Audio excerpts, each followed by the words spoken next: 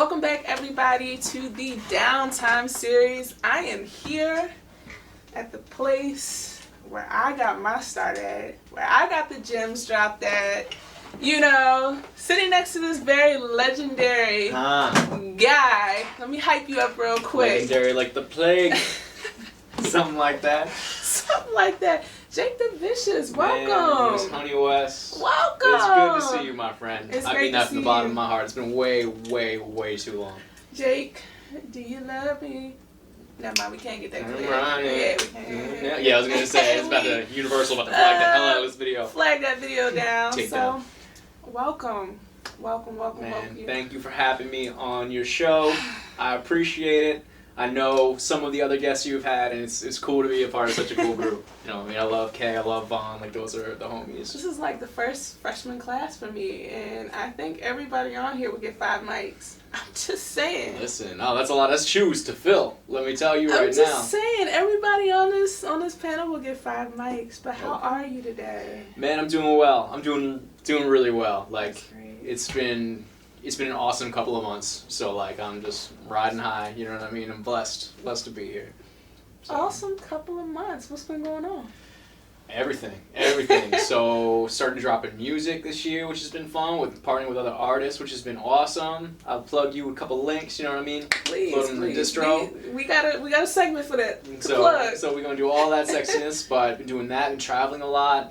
Running sessions obviously here in DC, but I've been in New York like every other weekend running sessions, which has been a lot of fun.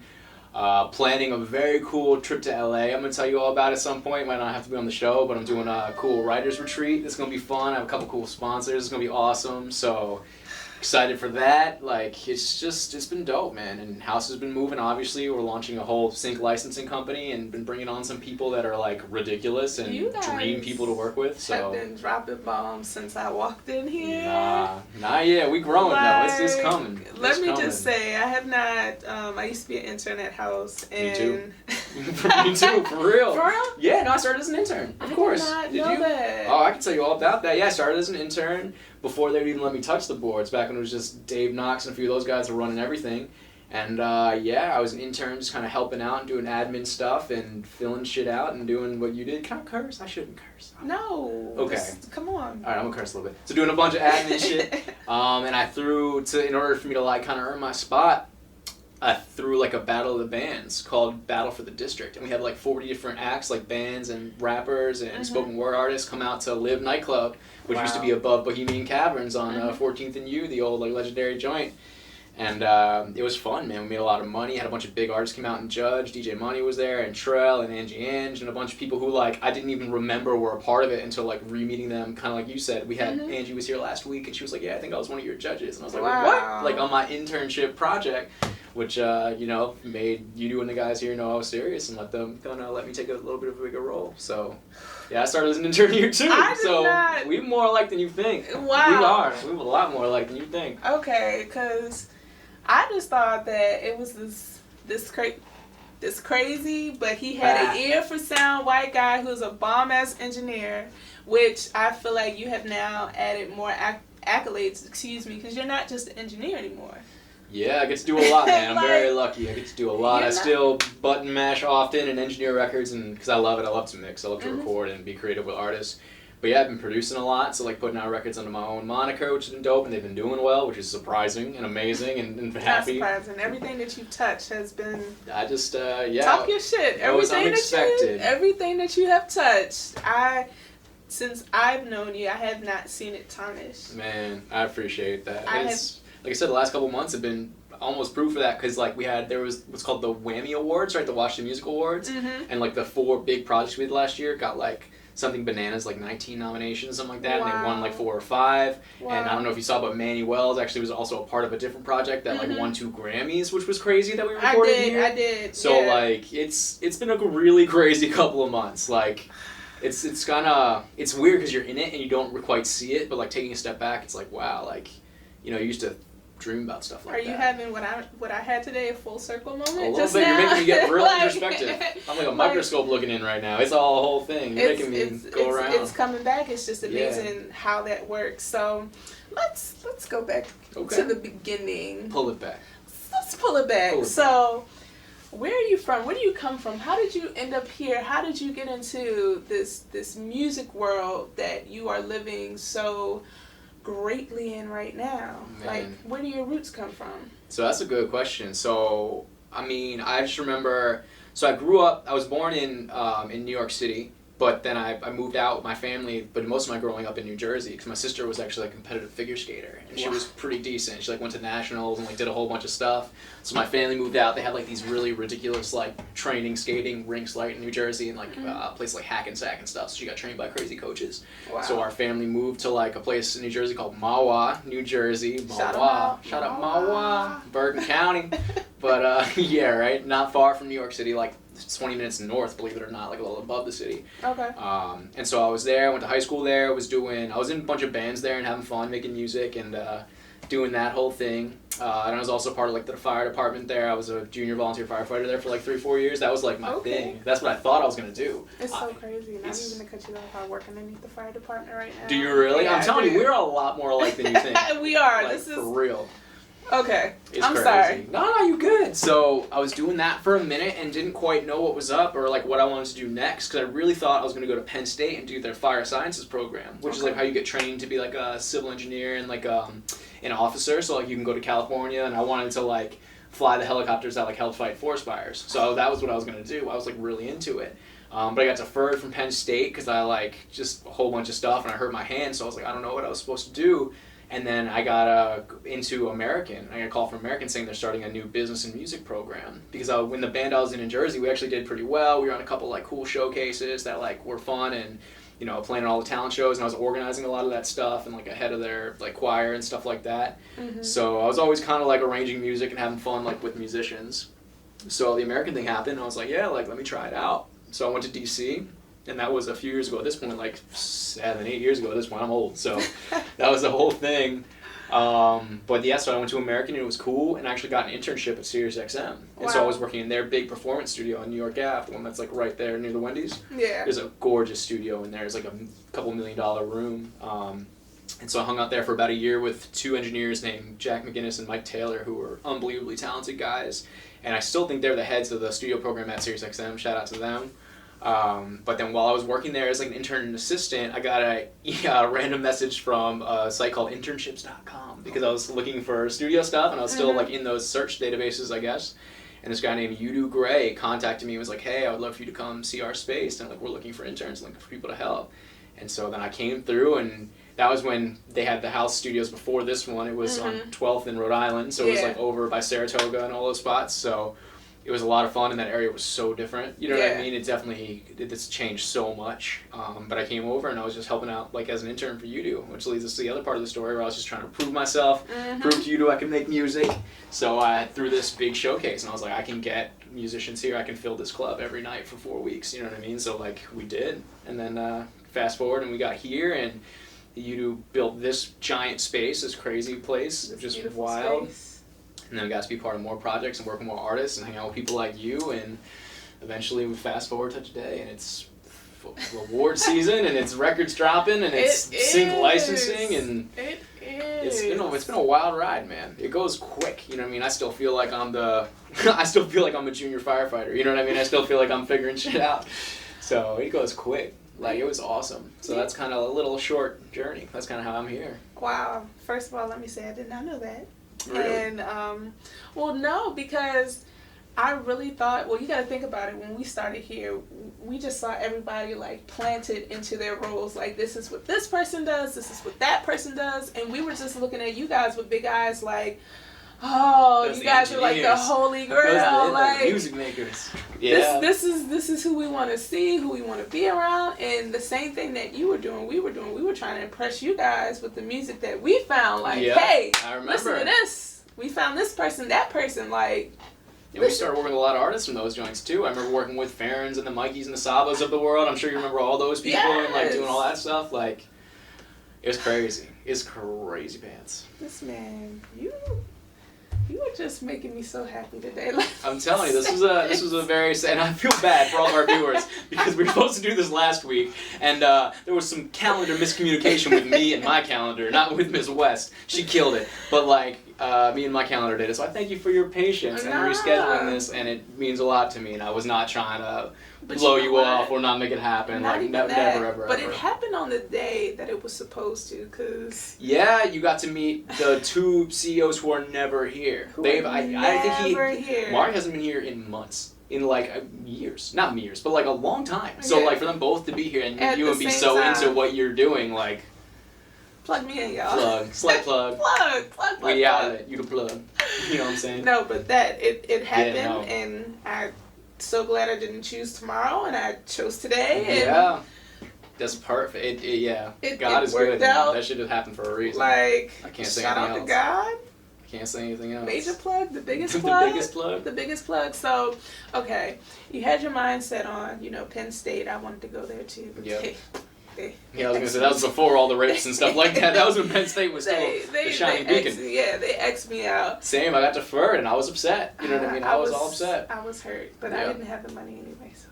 What? It's all good. That was the battle I was gonna fight next. Yeah, so it's all good. But you had your mind set up for these things to fly the helicopters, to put out forest fires, be a real Smokey the Bear. Only True. You Only can prevent I could have forest done that fires. shit. Like, Yep. So how did your parents? Oh yeah, that's a fun question. How did they take it? Well, it's tough, man. So, like, my parents are both very educated people, right? So my mom teaches at a medical hospital. She was an anesthesiologist, and then she got a little sick, so she had to take a back seat from practicing. But then she teaches doctors now, which is much less cool, of course. But it was like the coolest thing ever, of course. And my dad is a writer and editor for a bunch of technology magazines. So he does stuff like all about video broadcasting. So like when NBC has like new crazy remote cameras that fly across the football field, like he covers all that stuff. Like that's what he does.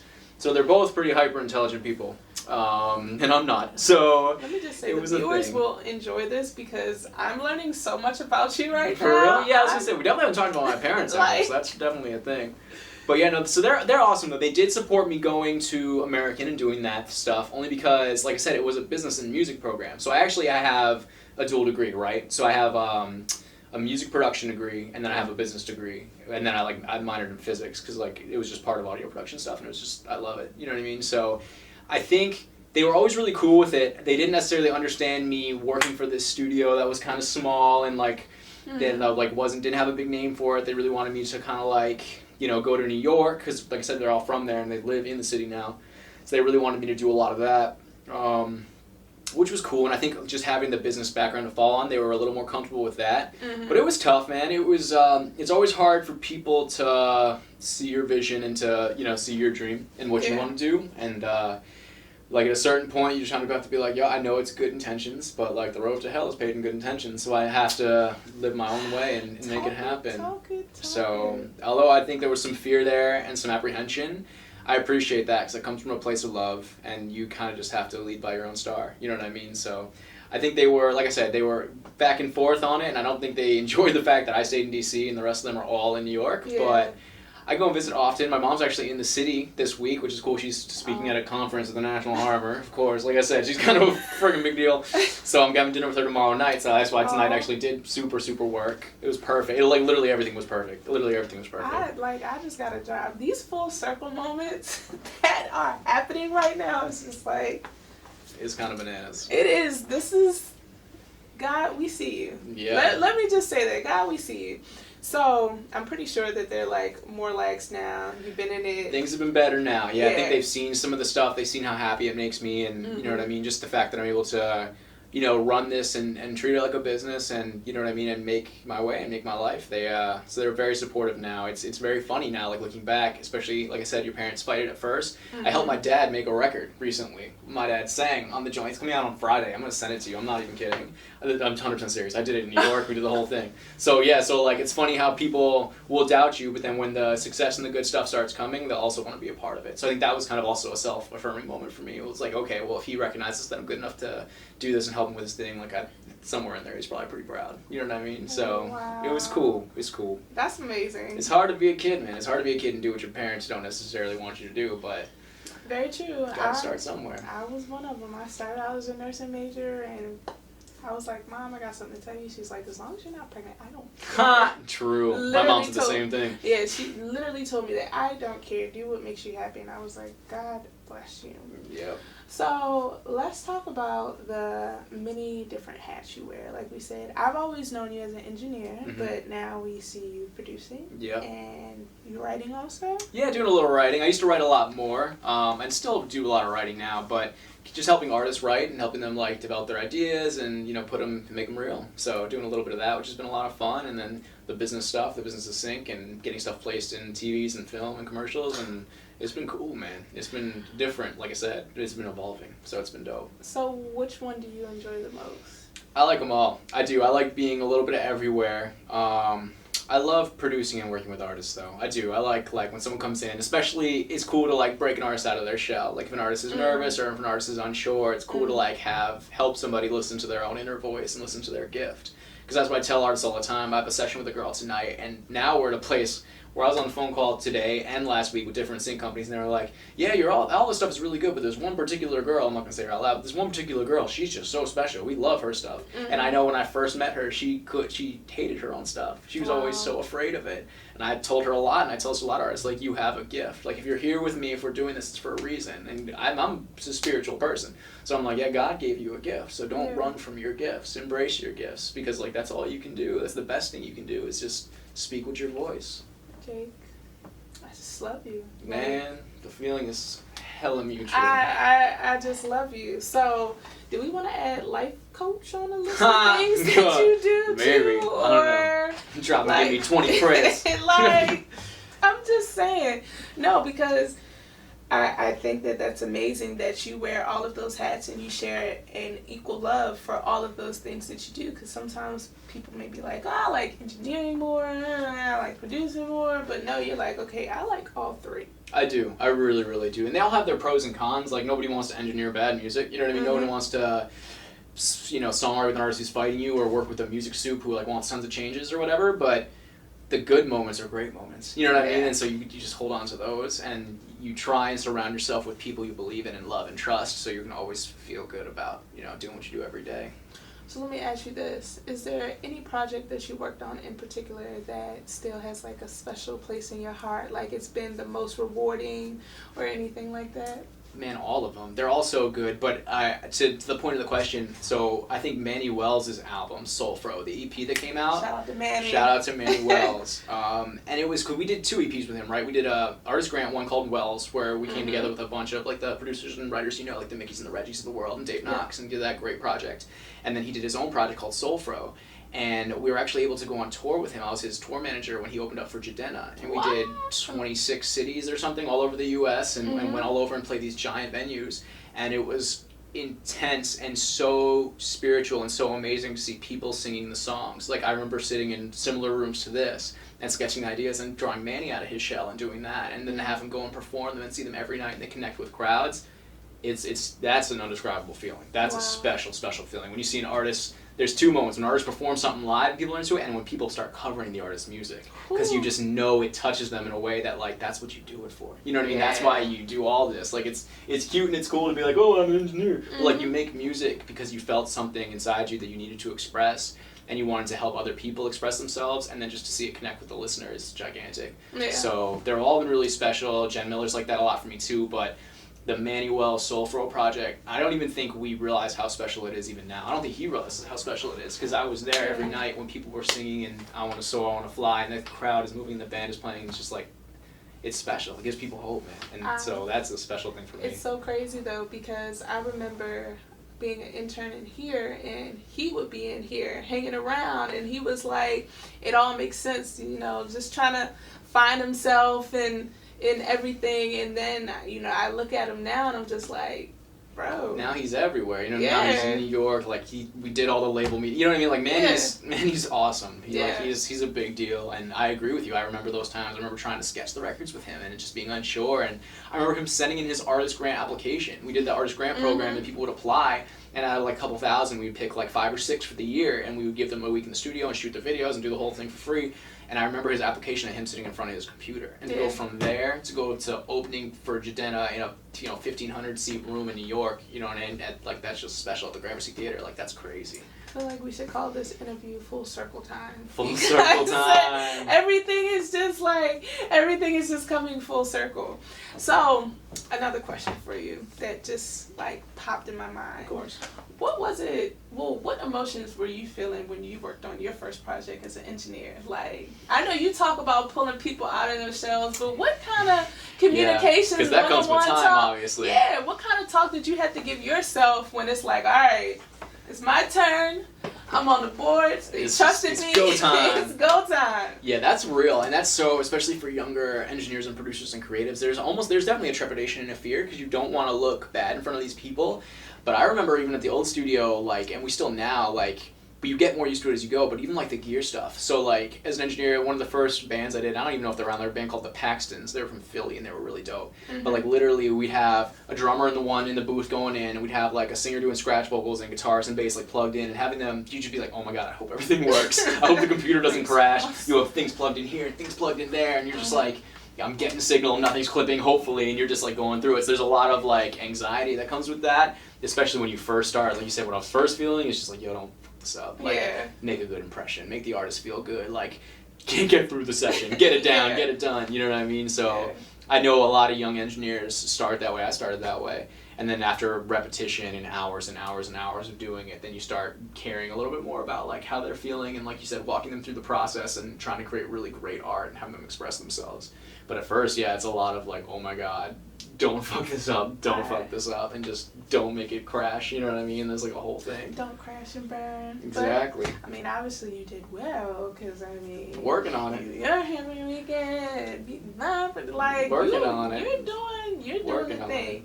So what advice would you give to anybody, like, following in the footsteps of possibly becoming an engineer, producer, writer? Yeah, so there's a lot. I mean, the biggest ones, though, the first one is just repetition, right? Mm-hmm. So I'm a big believer. Everyone always talks about the 10,000 hours and Malcolm Gladwell, and that's honestly really true. I used to compare it to Michael Phelps, because Michael Phelps was like really big, and still is obviously, but he was really big when I was first starting. Mm-hmm. And like they said about Michael Phelps, he's about 8 hours a day in the water swimming. And so like swimming for him was more fluid, left and left, than like just regular life. And so that's how I wanted to be with Pro Tools and engineering, is I wanted to do it so much where it was just, it's so fluid and everything was so malleable, and I could touch and move and maneuver everything that it wouldn't be a problem, it would be very natural to me. And so I literally spent years and years and years producing records. I've probably done thousands and thousands of songs, you know what I mean, and mixed hundreds and thousands, you know what I mean, tons and tons of work. And so like, I think if you're trying to get a skill like that, like production or engineering, you have to do it every day. You have to repetition. And it doesn't have to be like every day, but like you should,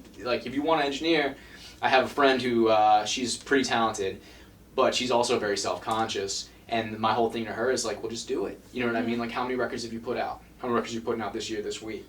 You know, as soon as you start like getting into a flow where you're continuously putting out records and stuff, you lose that fear. You're not as worried. When you first start engineering and mixing, you're like, damn, are they going to hate my mixes? Are they going to sound bad? Then you realize, 1, everything sounds bad. 2, nobody cares what things sound like. But 3, like, yeah, you just get in the flow. Like, you're going to have wins, you're going to have losses, but as long as you're still progressing, like, no one project will ever hold you back. No song will ever end you.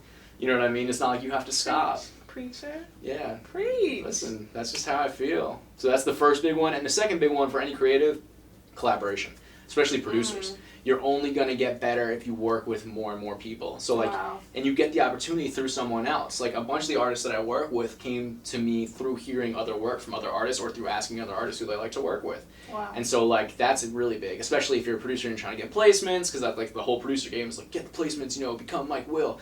But like, first off, that's not everybody's road. And second off, yeah, just work with a ton of people, because you don't know what song's gonna be heard by what person, what person's friend is an A&R for what company, you know, I mean, what, you know, person has a manager relationship where they're managing 3 artists and all of a sudden they want you to do a record for them. It all comes in time, you know what I mean, it all comes like slowly but surely. So those 2 things for aspiring creatives, engineers, producers specifically, is like repetition. Just keep going through the motions. Don't worry about mistakes. Don't worry about like how good it is. Just do it, because the more you do it, the better it'll be, and the more fluid it'll be. And then just like collaboration. The more people you touch, the more people you work with, the larger your imprint grows, and the more opportunities you get. So those are the only 2, the biggest 2. my opinion. Those are gems that you just dropped. Gems. I'm like Kay Julis, dropping gems. Ha! Yo, put me in the booth, Don. I've been in this too long. About to go City 16. I love it. So I'm curious to know, what is your favorite type of genre to produce? Like, that's tough, man. I do a lot, obviously. So I started out in a heavy metal band, believe it or not. Did you have the long hair too? It was a little longer than this. It was definitely like longer-ish, but it wasn't. I never had like the shoulder length. I might do that one day. Who knows? Who knows if I'll lose it all? Probably not. But yeah, I might have long hair one day. I don't know. But I was doing that at first, so I do love rock music. It is a special place in my heart, and I grew up on a lot of like the Beatles and Led Zeppelin and kind of like older records. But I broke my teeth here doing a lot of hip hop and R&B. Obviously, we did all the records, or at least a lot of them with Wale in them, and then like moving on. And Ari Lennox's first tape, she just dropped her album, and seeing that growth is ridiculous. I did not know you guys worked on her first. Yeah, I did. So that song La La La or whatever, that's my joint. I didn't produce it, but I definitely mixed it with her and this guy named Dave James. Wow. In the old studio. Accolades. Nah. And like I said, I got lucky though. You know what I mean? And she's a special talent, and to see that growth is unbelievable. Yeah, she's the #1 album out this week. I'm a fan. Chicago Boys. Yeah. It's my joint. She's lit. She's so lit. So like obviously I got really into R&B and hip hop that way. But I do love pop music. I love everything like Billie Eilish is doing, and I love a lot of those like kind of cool different records, and that's what I do a lot of with like Jen Miller and Emma Ramel and a lot of those girls. So somewhere in there, somewhere in like the pop R&B is like kind of where I think I sit and where I like to sit the most. You know what I mean? But you're eclectic because you can Yeah. fit any which way. I try to. You know what's funny is I did a lot of gospel records this year and last year, and I actually won a couple Stellar Awards with Isaiah Thomas because we did Still Here and Running for Jesus. Like those were all records we did here. But I feel like that resonates so well with you, and what I love about you is, you know, like you put in the forefront, man, my faith, my base, like. You have to understand there's something bigger than you. You know what I mean? You can't be that self-centered and that crazy. Just because like. There's so much beauty. You know what I mean? There's so many amazing things in the world. So you just like, and I'm very lucky. We're very, like you said, we're here in a very serendipitous moment. If I would have gotten into Penn State, I wouldn't be in front of you. Yeah. If you would have gotten into Penn State, or if you would have had some kind of crazy scholarship, you wouldn't be here either. So like, the paths that lead us where we are, I don't think there's a lot of chance there. I think that's definitely, there's divinity in it. You know what I mean? And not in any crazy way. I'm not like a wild preacher, but I do respect the things around me, and I love the energy around me, and I think it's I'm very lucky, and that's, you can't attribute that to yourself. That's nuts. So that's how I feel. That's a blessing. That's a huge blessing, and I always respect people who are not afraid to say, you know what, shout out to God, because you'd be surprised. Some people people shy away from that. Yeah, I'm sure it could happen, because nobody wants to be seen as like an overzealous person or like a zealot or like for lack of a better term, like a Jesus freak. But I don't think there's anything bad in respecting religion. I don't think there's anything bad in respecting God and just like having gratitude. It's more so gratitude than it is faith. You know what I mean? But they're both the same thing for me. So why not? You know. Once again, I gotta put a drop in here. We love Jake. Gems. Nah, Jake loves y'all for real. We love Jake. I'm happy to be here, man. This is awesome. You don't know. So what's coming up next for you? So there's a lot of good stuff going on. I'm dropping, there's a record I have coming out on Friday with Sidney Franklin and Luke James Schaefer called Blood in the Water. That's really, really good. That's like a kind of an R&B, like alternative pop joint that's really fun. There's another cool artist I'm working with named Anjali Taneja, who's like an R&B artist. She's an R&B with like very like Punjabi influences, which is really cool. Wow. Done a lot of 2 great records I have coming out with her. A bunch of other cool stuff too. There's an artist named Emma Ramel. We're dropping a cover. She's like a pop artist, but she also is getting picked up for another record we wrote together for this big label called Armada, which is a big EDM dance label, and they're about to release it for like a radio single. So I'm very excited to see where that goes. Like that's fun because that one's like out of my hands now, and it's like out in the world growing. So those are like some really fun projects I'm into. But there's so many, man. I'm excited to travel. Like I said, I'm doing this really cool writers retreat at the end of July. And I have a big phone call with a couple cool sponsors on Saturday, so fingers crossed. But it's going to go well, I have a feeling, because I know those guys pretty well. But those are like my next big couple of projects. And then I'm going on vacation to Mexico at the end of the month. I'm spending 4 days in Playa del Carmen.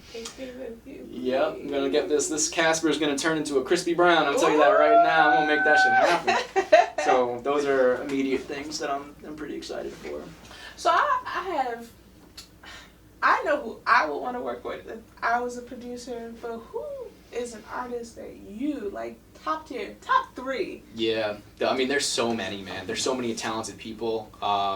I'd love to do a session with the Free Nationals. We were talking about Anderson before. I don't know if you saw the Instagram, but they're doing a session with Anderson, the Free Nationals, and Justin Timberlake. That just happened yesterday or the day before. Sheesh, that's probably gonna be great. That's great for Justin, obviously. I was like, can we just like relax, because he's already getting my money when he comes down here to Baltimore. Are you going to see the show? Am I going to?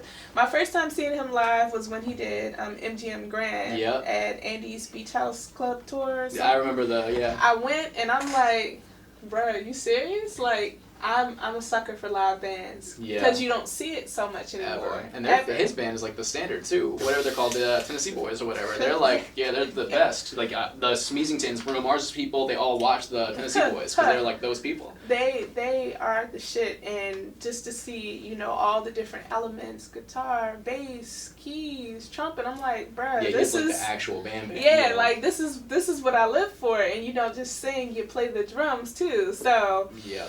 Yes. So that's definitely one. And then I'm a sucker for voices. So like I love amazing voices. So there's a country artist named Chris Stapleton who like he did the Say Something record with Justin, and his voice is unbelievable. So he'd be one. There's an artist named Jacob Banks. I don't know if you know anything about him. He's an R&B artist, like an R&B rock artist. He's unbelievable voice, like super special. Bibi Borelli is a great artist from here. She wrote "Bitch Better Have My Money," and she's an unbelievable voice. Like and they actually have Jacob Banks and Bibi have a record together called "Kumbaya" that I've been listening to a lot of.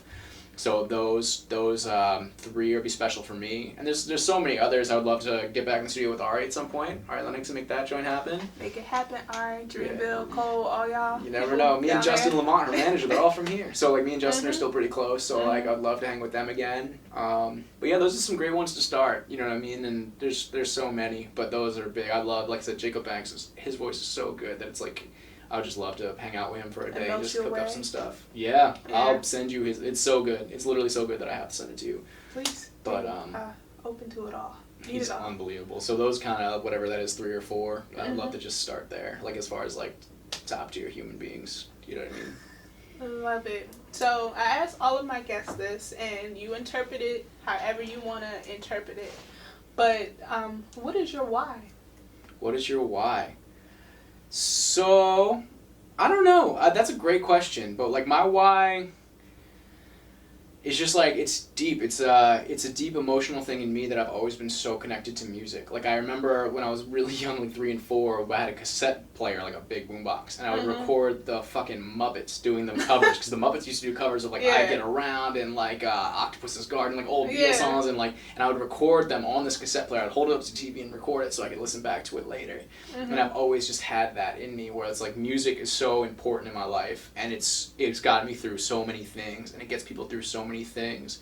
That to be able to facilitate that for other people and other artists is special. And like I said, to see people cover your work and cover artists' work and songs that they poured their heart into and sang on their worst days, like that's my why. It's because to take that and to have someone else connect with it to make them get through that moment it's unparalleled. It's the only thing. It's the common denominator between people. So it's special to me.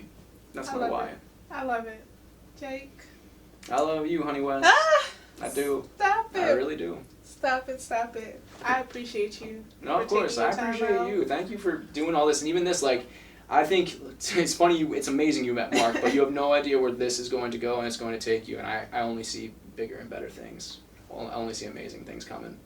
So I appreciate you, and I appreciate the platform, and I appreciate what you're doing for creatives. And you say you want to be behind the scenes, and we all say that, but I think you're going to be a lot more in front of the scenes than you know. I think it's a really good thing. I'm like, God, put me behind the scenes. But no, I appreciate you. I appreciate your words of affirmation because it is important. One thing I learned from my pastor, what you think affects you, but what you say out of your mouth affects the people around you. So thank you for saying those words because it is affecting me in a great way. Like, I've had not a horrible day, but just having this and feeling this connection, it's beautiful. I'm telling you, this is center moment. It's full circle. We call this joint full circle. It's all doing circles with JakeVicious. Yes. Full circle. We are going to I'm with it. Most definitely call it that. But I thank you for taking out the time. No, of course. And we got 15 minutes to spare because I know you gotta. Yeah, I got a session coming in right now. You got a session at 7. I'm excited to crush it. It's gonna be fun.